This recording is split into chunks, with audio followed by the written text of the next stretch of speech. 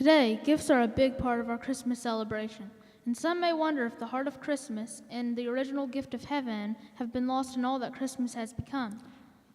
After all, it's pretty hard to see the simplicity of a baby born in a manger when you're trying to find a parking place at the mall on December the 15th. So, how do we get from joy to the world to this gift-giving frenzy? Where did all this come from? Some might say it's a big marketing scheme by the stores and trace it right back to Macy's in New York City.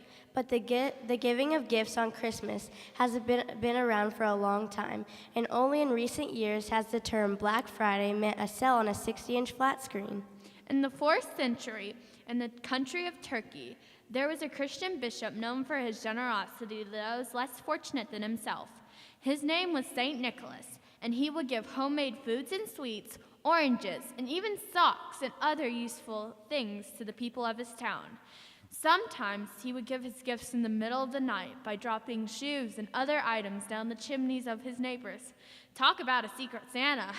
Even though this tradition had very humble beginnings, by the 10th century, nearly every known country was participating in a Christmas gift exchange. Still, good old Saint Nick wasn't where it all started. The tradition of giving gifts began even earlier.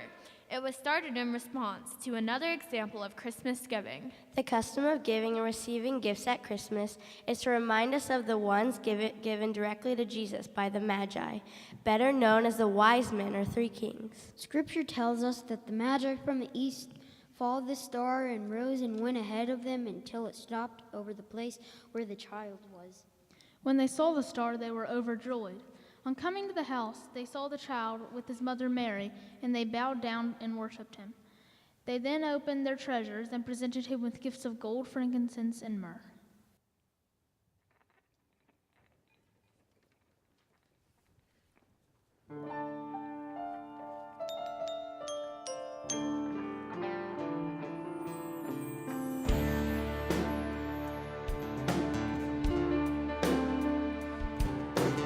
Up in the sky in the dark of the night shone a bright and glorious light. It guided the wise men on their way. They had read what the prophet said, a king would come to save a man. Messiah would be his name, born to take our sins away. Star of wonder,